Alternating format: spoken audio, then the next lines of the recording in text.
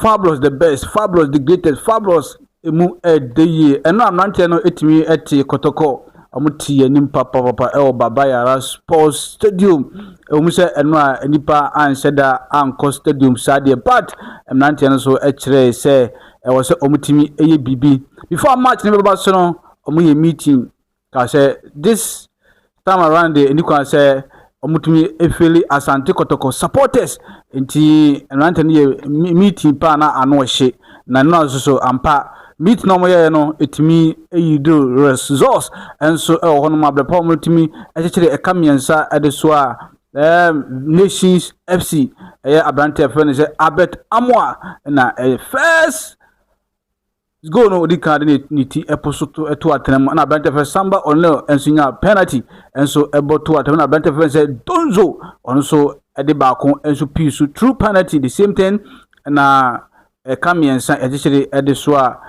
Nations FC enso honom eno na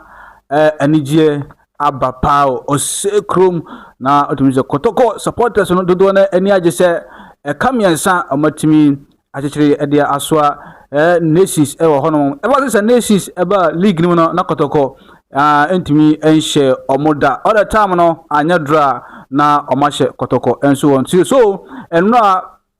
even though Kotoko asha open but na eno no MTN FA Cup na Kotoko etimi share Nations honom but say about the premier side in there league ni na Kotoko entimi enhye Nations enso honom na then for the go to show here league table na and now ambusa Kotoko coach ni say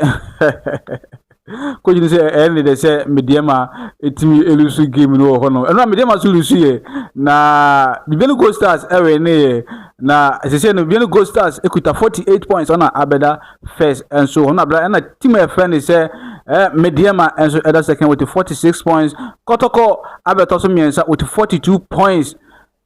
plus 17 goals. So far here Kotoko kuta more goals and so honom ana Hasofuk da Kotoko chi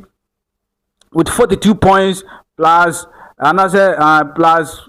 8 goals and so honom na nkeba head to head there because Hasofuk share Kotoko and so honom at okay Kotoko share Hasofuk and so honom nti there's no head to head because goals difference and Kotoko the third position and so honomo also in a first round na Kotoko eko share House of Folk Accra and also be share Kotoko and so Baba Yara Sports Stadium nti there's no head to head there a goes and Kotoko the LED House of Folk and so honomo it's not the no a call so Baba Yara Sports Stadium na so me can say Abrante friends Emmanuel Kote and Enya the man of the match and I say most valuable player of the game no so na Abrante performance was fantastic especially in first half no na performance na easy crowd hono o say Abrante what match na fie kakra and so Abrante nitimi ebo no modern o he passes accuracy and ne crosses na no de bana na tumi say ano hye and timbo ma Abrante friends abet amwa etimi head the ball ako to net ni mu na enye fadiagro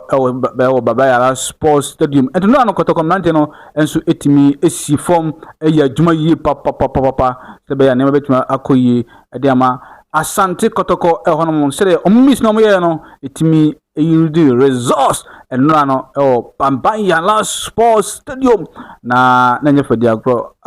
eno adogo yakubu so ebe movie na Abrante friend say Baba Yara enso etimi ebesi akan bi na Abrante friend say Donzo enso etimi ebesi akan bi so hono na no de no ekopi mu Baba Yara Sports Stadium